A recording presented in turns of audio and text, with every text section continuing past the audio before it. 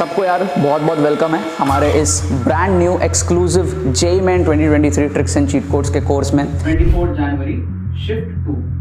पिछले एपिसोड में शिफ्ट 1 लिया था, 11 क्वेश्चन लिए थे। काफी सारे बच्चे जो है वो ट्रिक्स एंड चीट कोड से एडवांटेज ले ही नहीं पाते क्योंकि उसका दिमाग बंद होता है। स्कोर को बढ़ाना वही इस कोर्स का जो है पर्पस है।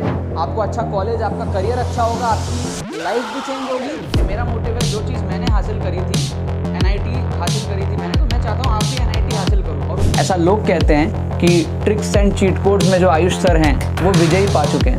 1.0 से आप सारे फंडामेंटल सीख जाओगे ट्रिक्स के साथ। This course is all about the fighting spirit.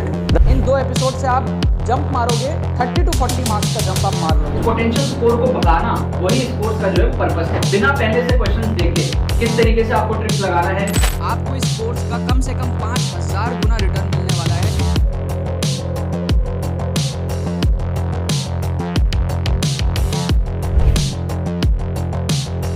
आपके इसमें क्या हुआ है? आपके इसमें कम से कम 2 ऑप्शन एलिमिनेट हुए, ठीक है। डी का आया 2। अब देखो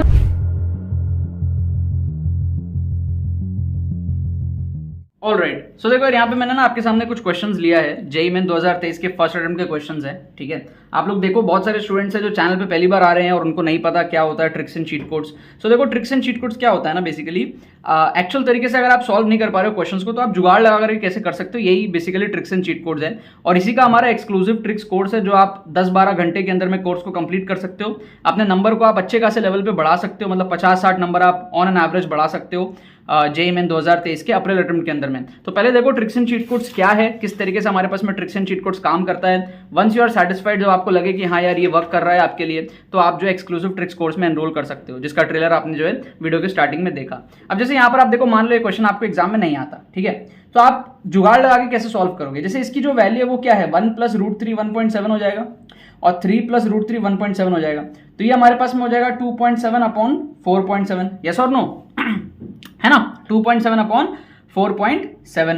तो ये बेसिकली कितनी हो गई ये वैल्यू? ये वैल्यू हमारे पास में क्या हो गई, ये वैल्यू हो गई 27/47। 270 बोल देता हूं मैं इसको 0 पॉइंट करके, और ये मेरे पास में आ जाएगा, ये मेरे पास में आ जाएगा 0.5 के आसपास, ठीक है ना, 0.5 या 0.6 के आसपास। 47 6 कितना होता है, 47 6 7 6 42 24 28 282 हो रहा है। 0.6 बोल देता हूं मैं रफली, ठीक है, 0.6 से थोड़ा सा कम।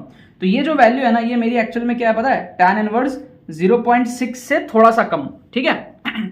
अच्छा, अब मैं अगर यहाँ पे आ जाऊं प्लस सेक इनवर्स, तो सेक इनवर्स के अंदर में ये वैल्यू कितनी है आप देखो, ये मेरे पास में वैल्यू है 8 + 4√3। 4√3 मतलब 4 × 1.7 डिवाइडेड बाई 6 + 3√3 मतलब 3 × 1.7। तो 1.7 × 4 हमारे पास में कितना हो जाएगा, ये हमारे पास में हो जाएगा 6.8। 6.8 + 8 मेरे को मिल जाएगा, ये 6.8 + 8 मेरे को मिल जाएगा 14.8 डिवाइडेड बाई 17 × 3 51 5.1 + 6, ये हो जाएगा मेरे पास में 11.1 के आसपास, और इसका रूट भी होगा, ठीक है। तो ये जो वैल्यू है मेरे पास में 148 डिवाइडेड बाई 111 148, तो ये रफली वैल्यू हो जाएगी 111 7 3 पॉइंट दूंगा यहाँ पे, तो ये आ जाएगा मेरे पास में 333। 1.3 का रूट हो जाएगा अप्रोक्सीमेटली, ठीक है। और 1.3 का रूट अप्रोक्सीमेटली कितना हो जाएगा, 1.3 का रूट अप्रोक्सीमेटली 1.1 के आसपास हो जाएगा। तो मैं बोल सकता हूँ यहाँ पे सेक इनवर्स 1.1 के आसपास अप्रोक्स, ठीक है। एग्जैक्ट कैलकुलेशन नहीं कर सकते यार, अप्रोक्स कर सकते हैं।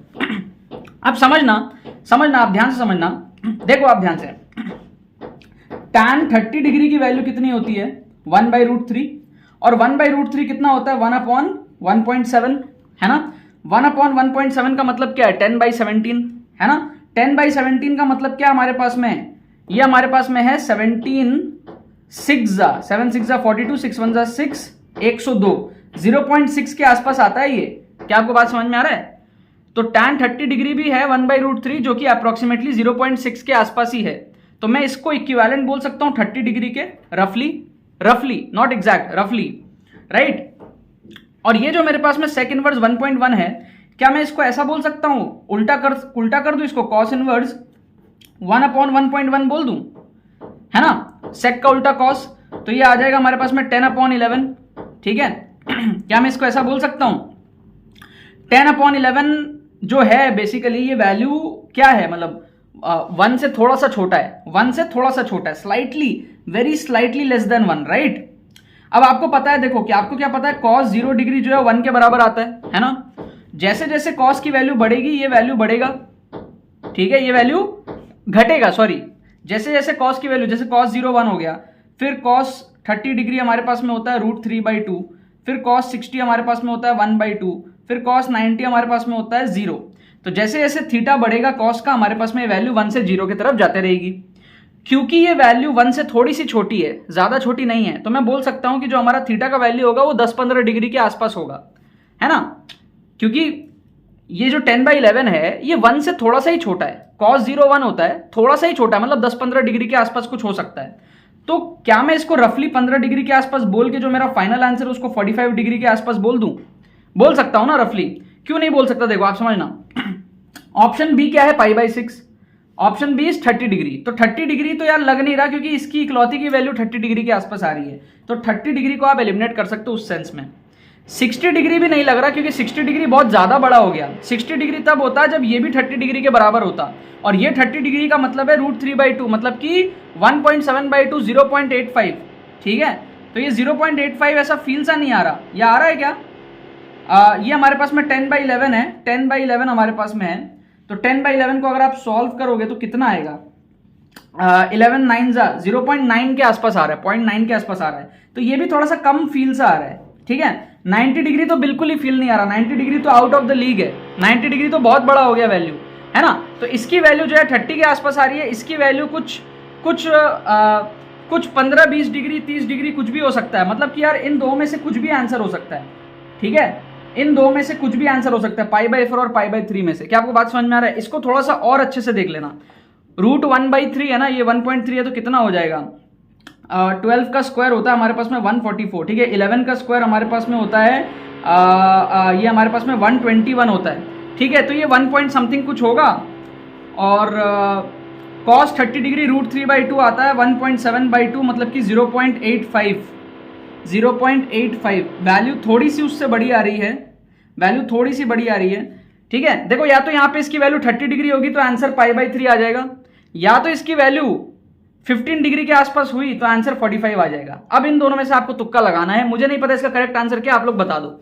मैं आपको बस ये सिखा रहा हूं कैसे आप ऑप्शन एलिमिनेट करके आप तुक्का लगा सकते हो, ठीक है। आप अपने प्रोबेबिलिटी को कैसे बढ़ा सकते हो एग्जाम में सही होने के, राइट। ये हमारे पास में 30 के आसपास आया, ये हमारे पास में ठीक से फिगर आउट नहीं हो पा रहा क्योंकि ये वैल्यू डेसिमल में है, और फिर ये वैल्यू कॉस इनवर्स में हम कन्वर्ट किए, तो ये वैल्यू तो वैसे 0.9 के आसपास आ रही है, 0.9 के आसपास वो 15 डिग्री के आसपास भी हो सकता है और 30 डिग्री के आसपास भी हो सकता है, ठीक है, क्योंकि 30 डिग्री इज 0.85 समथिंग, ठीक है। तो अगर 30 हुआ तो 30 + 30 हमारा आंसर हो जाएगा 60, या अगर 15 हुआ तो 30 + 15 हमारा आंसर हो जाएगा π/4, जो कि हो जाएगा 45 डिग्री के आसपास। इन दोनों में से आपको क्या करना है, तुक्का लगाना है, समझ गए। अब देखो आ जाओ नेक्स्ट क्वेश्चन। यहां पर हमको क्या दिया हुआ है, let tangent to the curve 9x² + 16y² = 144 दिया हुआ है, ठीक है। इसको आप पहले तो ड्रॉ करो, ये क्या हो जाएगा, x² अपॉन ये हमारा हो जाएगा 16, x² upon 16 plus y² upon 144/16, ये हमारा हो जाएगा 9 के बराबर = 1। ये हमारा इक्वेशन ऐसा बन जाएगा, राइट।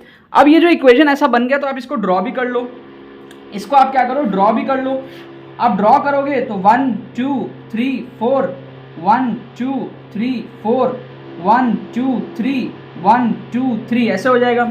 आप इसको ड्रॉ करोगे तो इस तरीके से हमारे पास में, इस तरीके से ये एक रफ इलिप्स हमारे पास में बन जाएगा, ये एक रफ इलिप्स बन गया।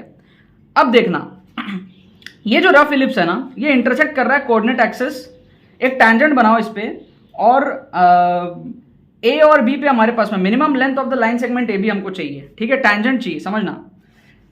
ये लेंथ है हमारे पास में 4, ठीक है, ये लेंथ है हमारे पास में 3, तो ये वाली जो कॉर्ड की लेंथ है कितनी आएगी, 5 आएगी, है ना, 5 आएगी। अब जो टैंजेंट बनेगा रफली ऐसा कुछ टैंजेंट बनेगा, मिनिमम लेंथ का टैंजेंट जो बनेगा कुछ इस तरीके का बनेगा।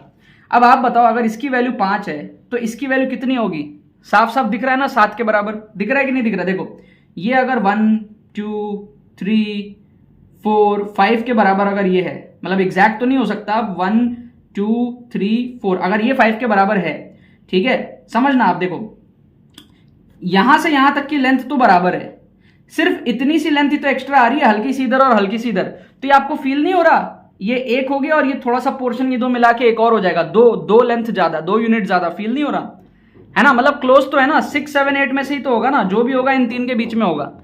तो इससे क्या हमने डायग्राम बना के फील कर लिया कि भाई जब इसकी लेंथ 5 है, क्योंकि ये पाइथागोरन ट्रिपलेट है, 3 4 का पाइथागोरस थ्योरम लगाओगे 5 आएगा, तो जो टेंजेंट आएगा मिनिमम लेंथ का वो भी रफली 6 7 8 के लेंथ का होने वाला है। डायग्राम देख के फील आ रहा है।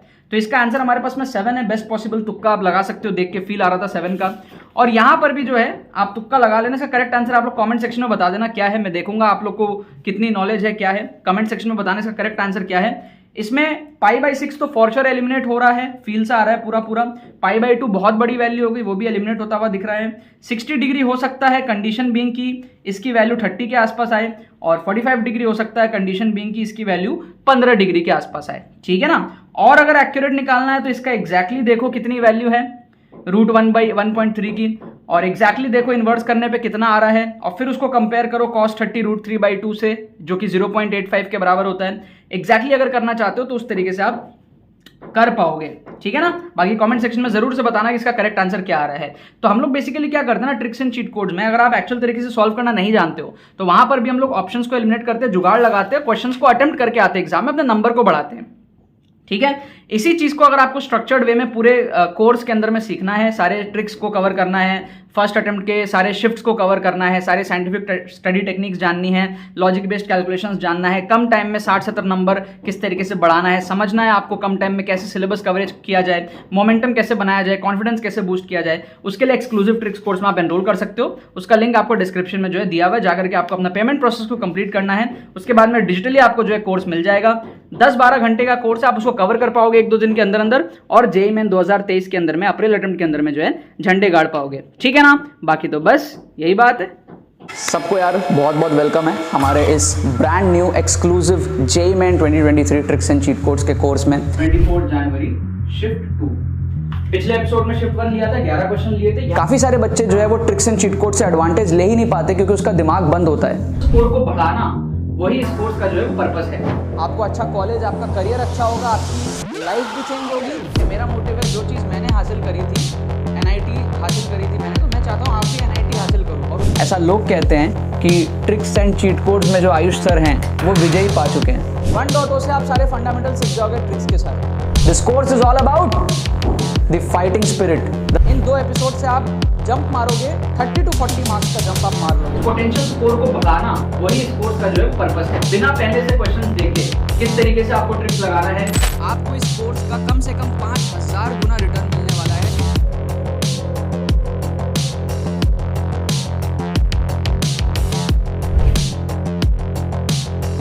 आपके इसमें क्या हुआ? आपके इसमें कम से कम 2 ऑप्शन एलिमिनेट हुए। ठीक है, डी का आया 2। अब देखो